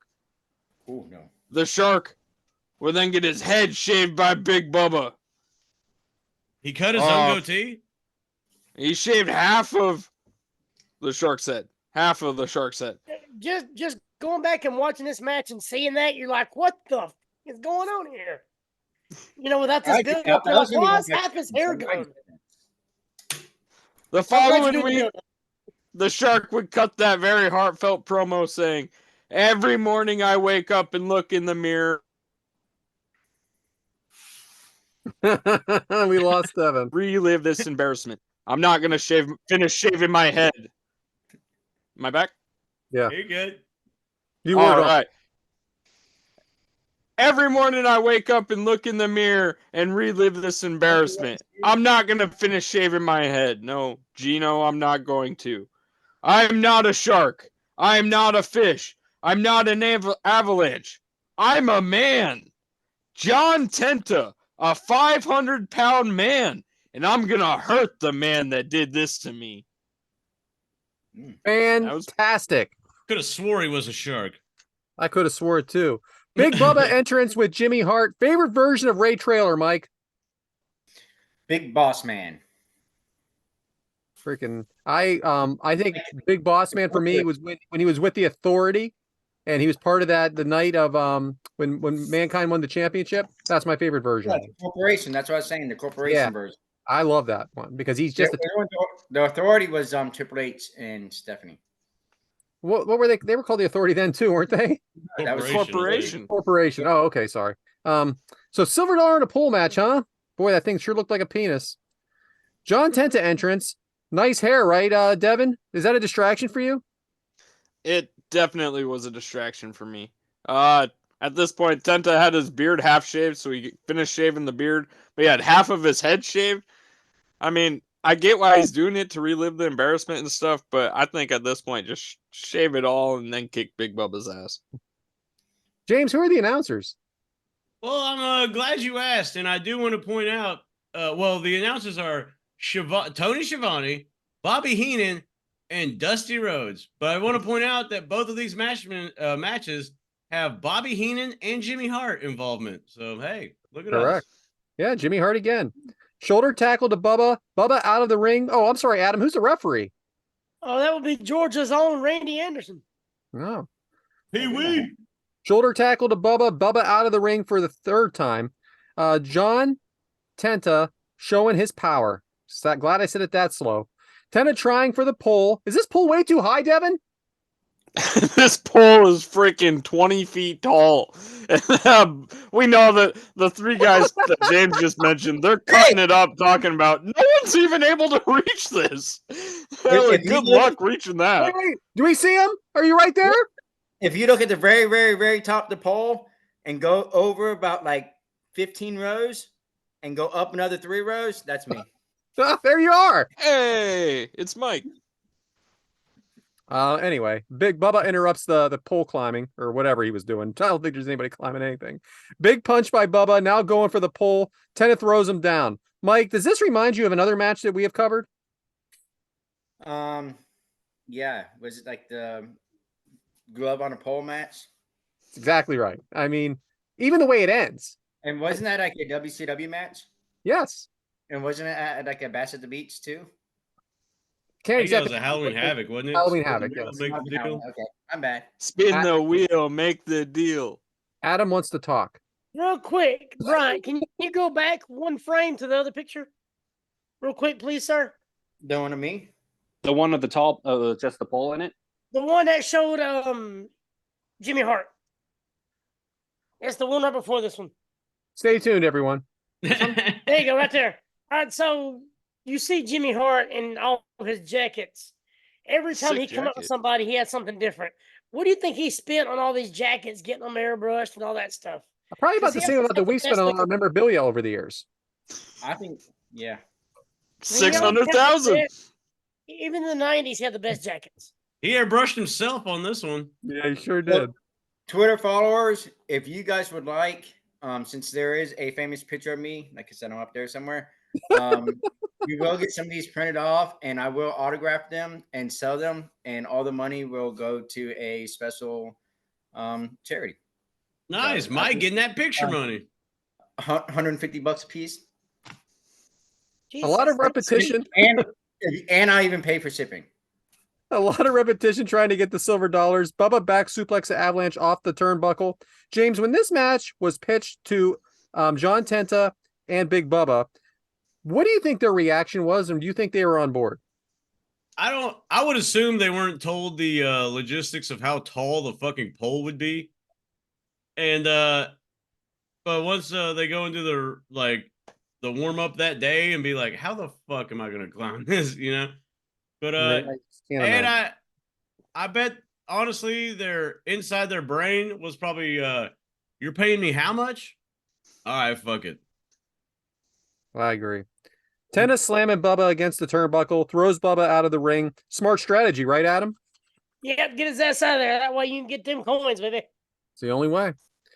John Tenta cannot go up that pole. That's what I wrote here. Bubba choking Tenta with the belt. Half a dog collar match, right, Devyn? What the fuck is this I'm writing? Yeah, for some reason, Big Bubba's got a freaking strap out here wrapped around Tenta's neck. It looks like a dog collar match, kind of. Bubba is taping John Tenta to the rope. Is that even legal tape, Devyn? Apparently, Tony Schiavone had a problem because it got wet. It's unbreakable if it gets wet. That's regulation tape. I was able to stop the frame and stop the video and watch it frame by frame. It's regulation tape, so we're good. Speaking of tape, Mike, what is your favorite tape? Do you keep what kind of tape do you keep next to you in the house at all times?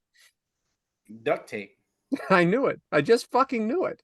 I got some VHS tapes. Does that count? fixes everything. Do you spell it D-U-C-K or do you spell it D-U-C-T?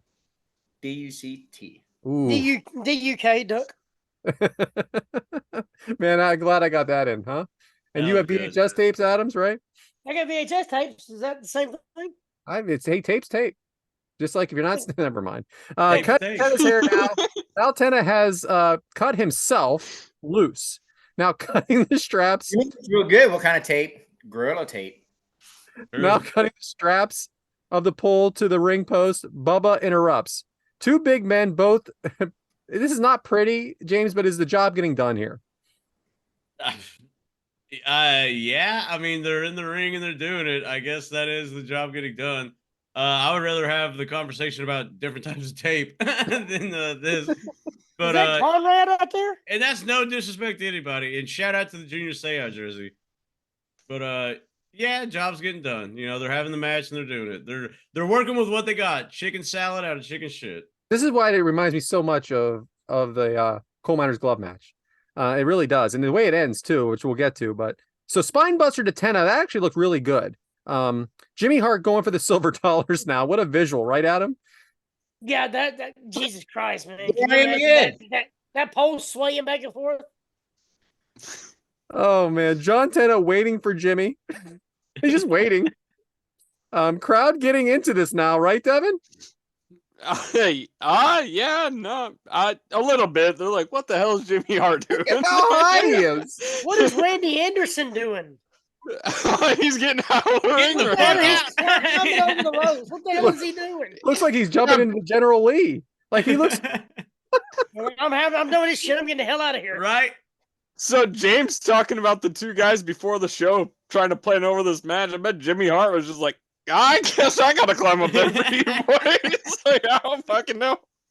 Are we getting a ladder? What's going on? Did he have a Rocky montage training to climb the pole? Like, Pretty awesome, make sure really. he could do it.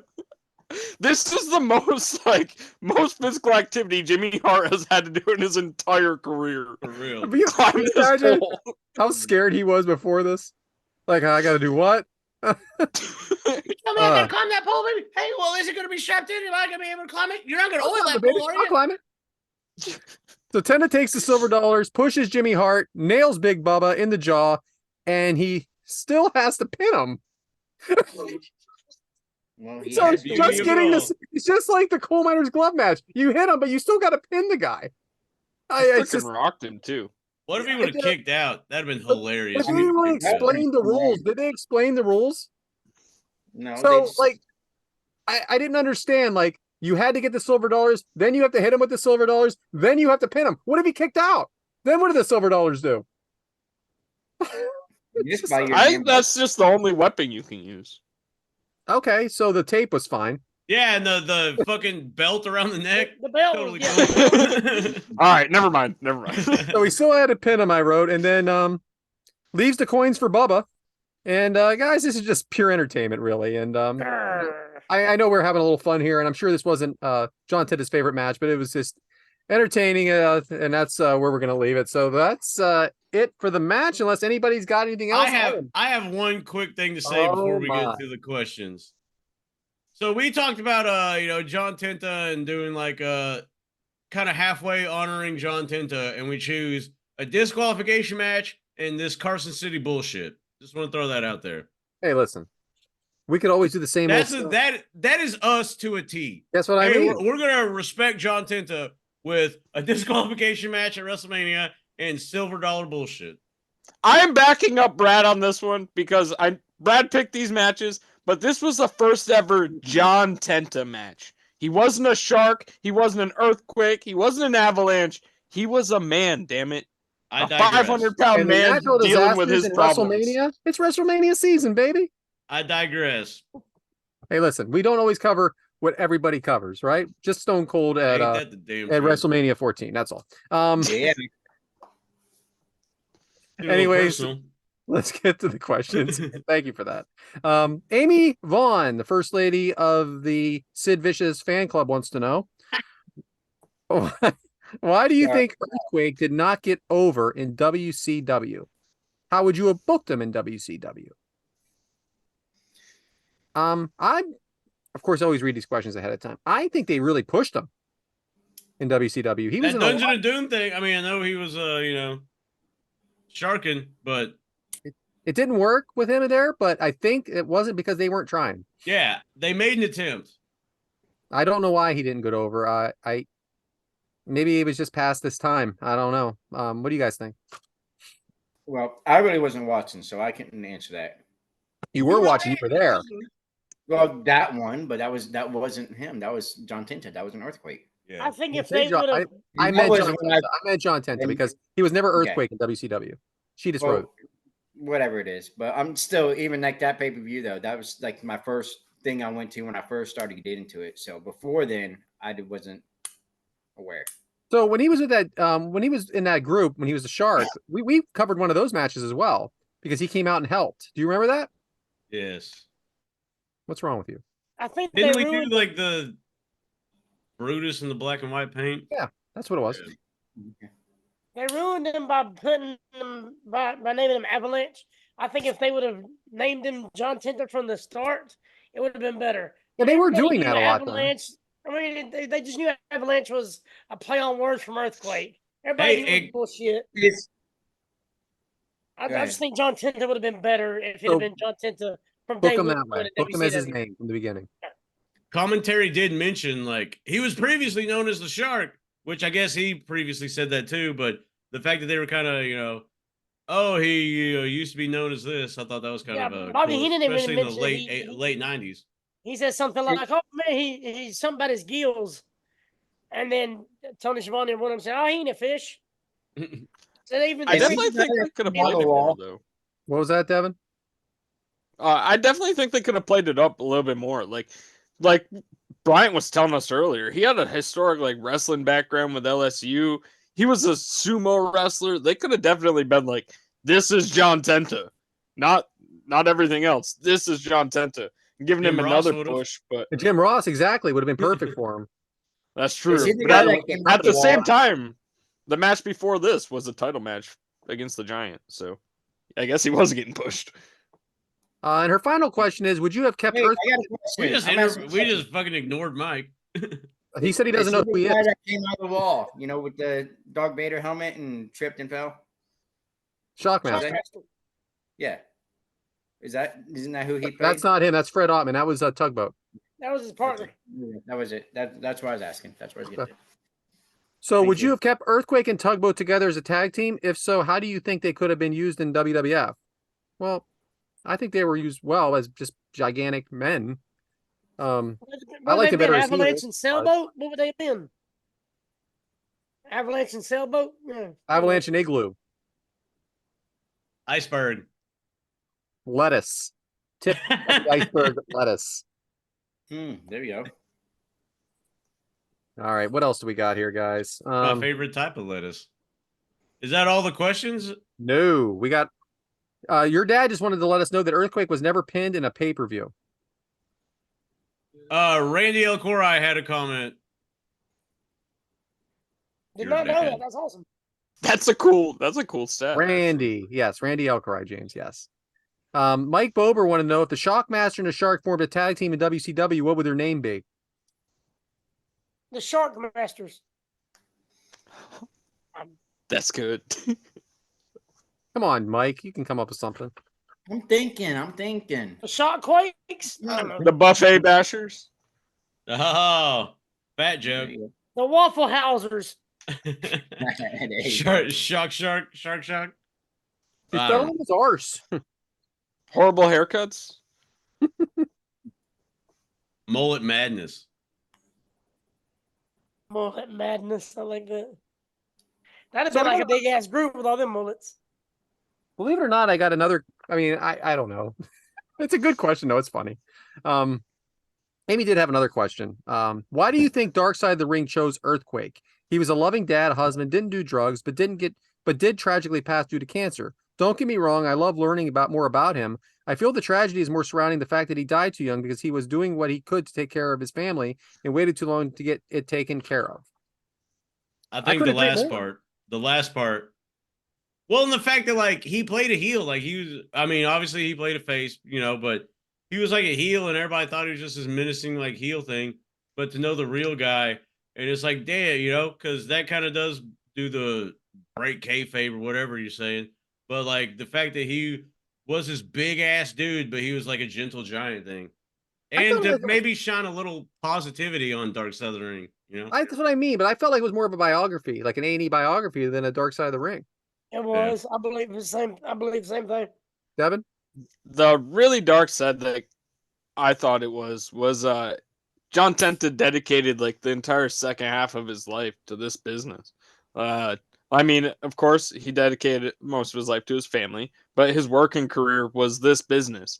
And in that Dark Side of the Ring, you hear that no wrestling personality was at his funeral. What is up with that? That is extremely sad. No representative from WWE and confusing or WCW, because he was well liked. Exactly, he was well liked.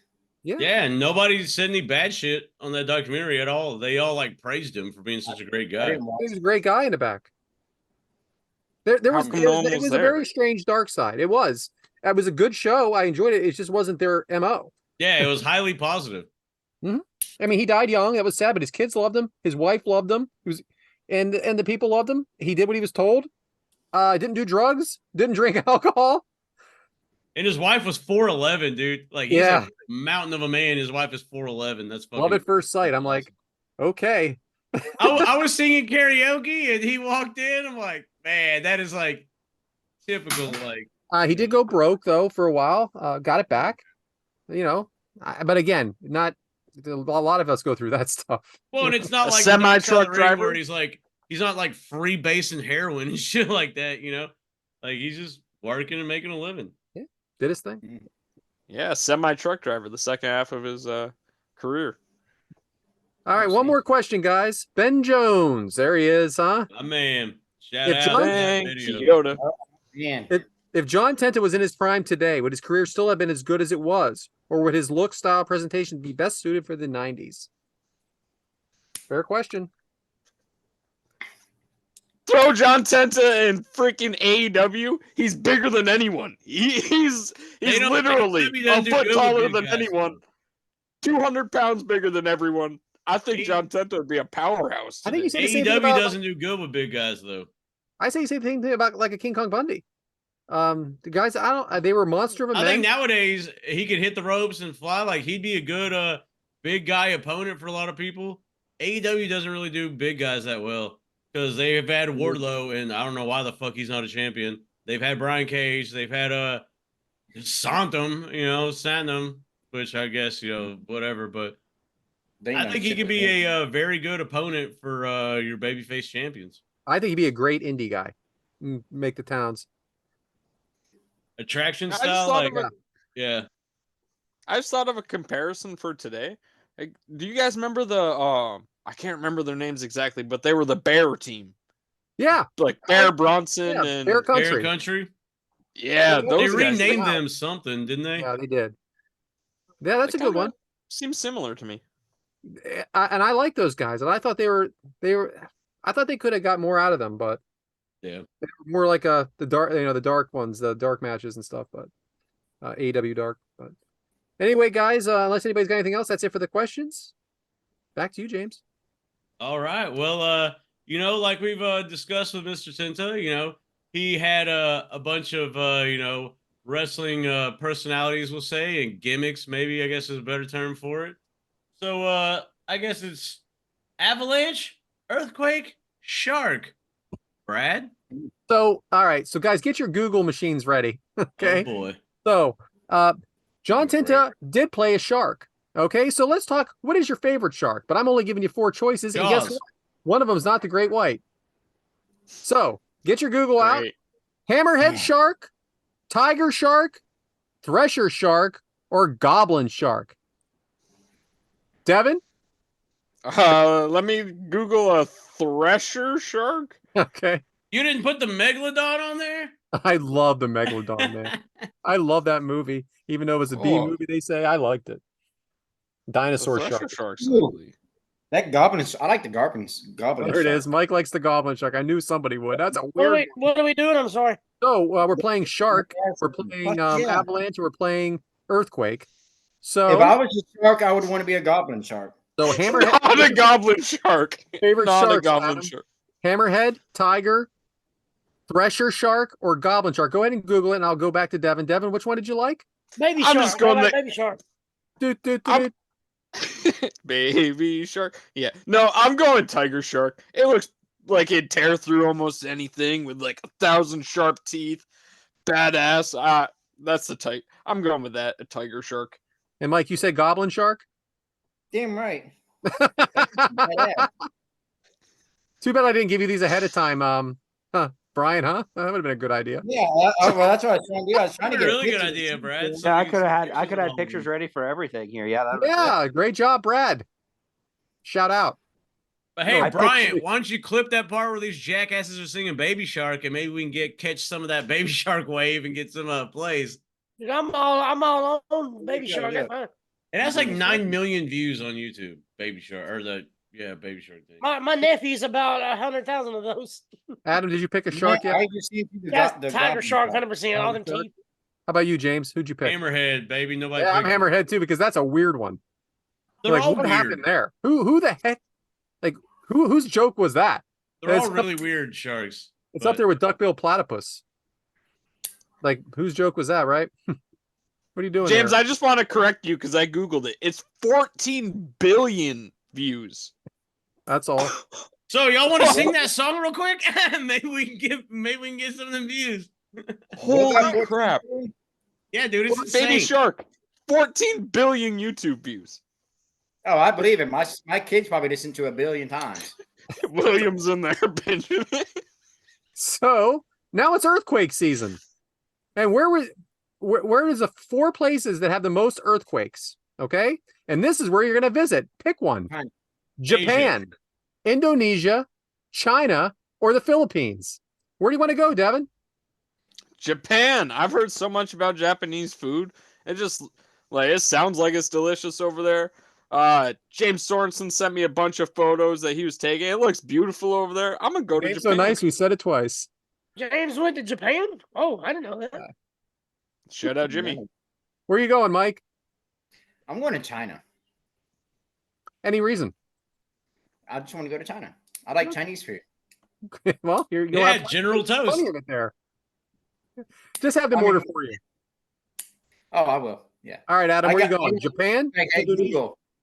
Japan, 100%. That way I could go visit, eat food, and watch wrestling. Why can't you do that in China? They got everything too. Japan, all Japan, New Japan. What about you, James? I'm yeah. So the Philippines, I know a girl that actually lives in the Philippines. And I work with a lot of Philippine people, and they say, hey, you should go visit the Philippines. They like guys like you because it shows that, you have money and stuff because you eat a lot or eat well. So Governor's town treasurer. a bigger guy. 30 years ago, he flew to the Philippines, came back with a wife. Hey, you wonder why I want to go to the Philippines, boy? Best money he ever spent. Well, guess who's not going to fit in the Philippines? This guy ain't going. I like Indonesia. I tell you what, man. So when I did this, I googled some spots in Indonesia. Looks pretty good to me. Yeah. Yeah, Flipping out my answer totally. I can do it. Indian. I think Philippines could be a close second, definitely. What do you got, Devin?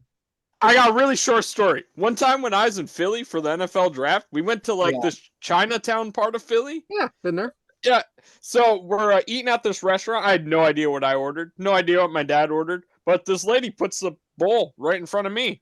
I'm eating half this meal. My dad's eating his meal and stuff. The lady comes over to us like 5 minutes later. Starts yelling at me. This is not your food. This is not your food. Gives it to our buddy James who's sitting there. And he's like, what? Like, you ate my food? So confused. I'm like, why'd you put it in front of me if I'm not supposed to eat it? I love that she yelled at you. That makes the story even better. Literally yelled Is at me. Chinatown almost like China, just in America?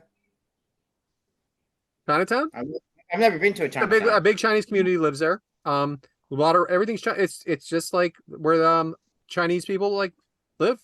Seriously. Right. So it's like, They speak the language. They have their traditions. It's traditional Chinese. You know what I mean? Right. That's what I was asking. Like they We have a like lot of their- those different towns. There's Russian, like they don't call it Russian town, but they're all Russian there. They all speak the language in the city. Yeah. Do they London have Russian town. food? Hey, oh, London- ma. Or that's what- Northern Town. Sorry, life in a Northern Town. One more, guys.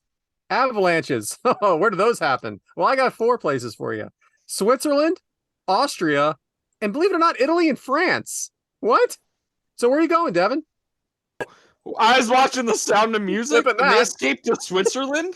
And so Switzerland seems pretty cool. I'm going to go to Wait. Switzerland and sing with my family. They're not taking any sides. Seriously? Really? Yeah, why not? I'm going to Austria. I'm going to go see Ben. That's Australia. Is that what you said? Austria, not Australia. But oh my! that in. This is the best episode you've done. Mike is best. on our truth. I fucking love it. oh, man, that is so good. That is just so good.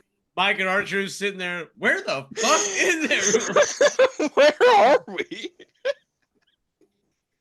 Oh my goodness! Ah, man, that made my Professional night podcast. right there. I fucking love you, Mike. Or are you picking somewhere else now? You still going to Austria? Why Yeah, not, I right? What the fuck not? I'm gonna go Switzerland. I think, yeah, guess. I'll go Switzerland. Although I do kind of want to end up in the Mediterranean. I think that'd be pretty cool. But I'll choose Switzerland. All right. And Adam? Yeah. That sounds good to me. What's just the Mediterranean? Wherever, I don't care. I'm just going wherever Mike goes, I'm going with him. Yeah, I'm going with him. We're gonna Yeah, down under European. I want to go with Mike. too. Ben, hopefully Ben will meet us in Austria. well, believe it or not, that's from Dumb and Dumber in the beginning. Where she says, Austria. He goes, oh, good day, mate. Yeah, like yeah. There's a shrimp on the barbie. I'm going to Italy. That's Fucking That's See. it, guys. That was actually a lot. I don't know. You never know how these are going to go. Well, that ended up going really well. Oh boy. I need to go. Back with to Ben. you, James. You know I'm what not else even is going drunk. really good? Carmen San Diego took us all over the planet on that I love you, Mike. segment. And what better way to transition than going everywhere than sitting at home and watching TV or seeing what's popular with the kids these days? So, Devin, what's your demographic this week? So, this week, my demographic, well, I'm going to say this month, because it's March Madness season. Boo, boo, boo, boo. March is over in like 2 days. Yeah, Yeah. no shit. Actually, as this episode drops, it's only March 28th, and there's games playing as we speak. So, it's March Madness season. Make sure you filled out your brackets. You've sent some money into Yahoo or ESPN.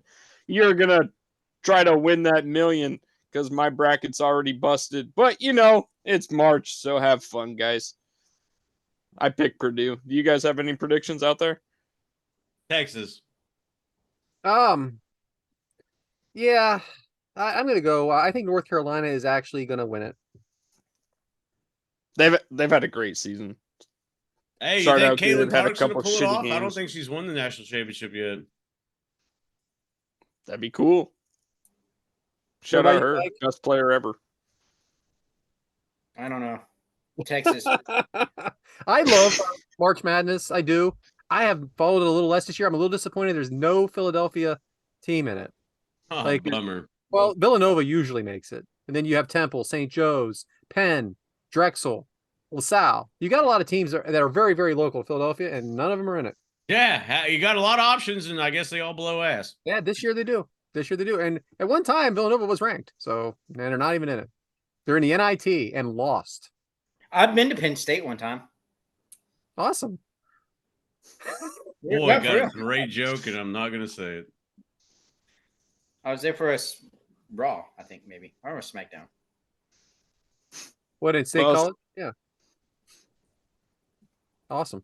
Happy Valley. I had to join the conversation. I mean, Yeah. Yeah. Well, the wrestling part of my Devyn's demographic this week is for GCW. Joey Janela's spring break is just signed. They've been feuding for at least a year on Twitter. Matt Cardona, the deathmatch god, is going to go one-on-one with Blue Cane. Hell yeah, Brian. I didn't know you had Nice. this. Thank you, my brother. Oh, this is cool. I like By the the way- wheelchair and crutches in the graphic too. By the way, sold out. Sold out weeks ago. And this has been a This feud is that's been on awesome. online for a while. I would have liked to Oh have done yeah. So Blue Cane, like about a year and a half ago, he made his Twitter, his X profile, and got extremely popular with just pretty much knock off pictures of Kane and then eventually pictures of himself. And then this whole feud started. Cardona was like, "Someone please book this. Will some company please book this?" Then Blue Cane's profile got blocked and deleted, and then he had to make a new one and restarted, and now we finally got this match booked. I'm pumped for it. It's WrestleMania weekend. I didn't think he could be the Blue Cane. He must. I don't know how it works, but hey, this match is happening. Maybe he told the real Cane that he would vote for him as mayor if he Blue Cane gimmick. If he's registered in Knox County, I guess. Kane probably I mean, could care less. Right. You know, like whatever, dude. Make money. Yeah, have fun, indie wrestler. Nah, I think it's a fun match to happen though. It is. But And I love the blue cane mask. Yeah, I think it's pretty cool. me too. But that's my demographic this week. Back Thanks. to you, James. All right. Well, great demographic, as always. And I guess we're getting down to what is next week? Taking a little break from the WrestleMania talk and the Dark Side of the Ring talk next week. I know that we are in WrestleMania season. We'll have another week after that for that. But a couple of guys that have been very, very talked about in wrestling lately is Darby Allin and Gunther. Darby Allin, of course, because he did a hell of a spot in the Sting match, which he did not get hurt enough to be able to climb Mount Everest. But then in this next match, he hurt himself and now he can't. So just very interesting that he could have really been written out of right there of the Sting match. Could have gone to Everest and everyone would have believed it. But now that is put off. And of course, Gunther being the longest reigning Intercontinental Champion of all time, and is just really, really brought a lot of greatness to that title. And he'll be defending it at WrestleMania as of right now against Sami Zayn, like we talked about. So let's talk about Darby Allin versus Gunther, but used to be Walter. So they had a match together in Evolve Wrestling on 6/23/2018, and that is on YouTube. And I sent you guys the link already, and that is what we're going to be covering next week. One match? One match. Are we doing 20 a watch minutes, along? Are we What going to was watch that? It's only one match. We should. It's a little visually tough.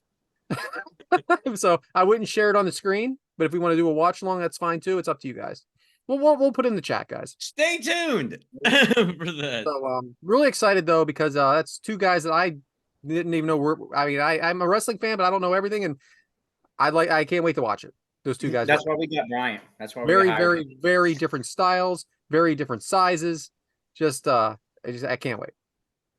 Rumor has it it's a good match, according to our producer. He was very excited.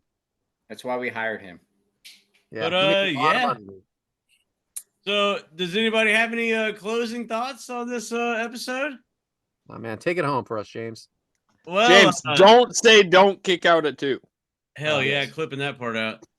Well, I guess it's time to in this episode, I want to thank everybody for tuning in to episode 101, because it is the hottest podcast under the sun. Shout out Wheezy. But we had fun on this one, obviously a little too much fun, but hey, it's never too much fun. You know why? Because we sat back, we relaxed, we had a damn good time. And it's always good to just break away from life's everyday bullshit and everyday struggles, but always remember everyday's accomplishments. I'm not saying ignore the bad, obviously focus on the good, but take the bad and see how you can improve on that, to move forward, to blossom, to grow, because that's what it's all about. And the only way you're able to blossom and grow is if you kick out at 2, because life will pin you down, but you have to kick out at 2. And we hope you do, because hey, you're here on this ride with us. Why not, take a seat and let's all be on this ride together? Because if it wasn't for the tough times, you wouldn't appreciate the good times. So hey, we're gonna be here next week, and we hope you are too. And I guess that's all I gotta say. Thank everybody again for joining us. And remember, it's your show. We're here to help, to listen, and to be a friend. And if you are a friend, then be a friend and tell a friend about the hottest podcast around. That's right, your show.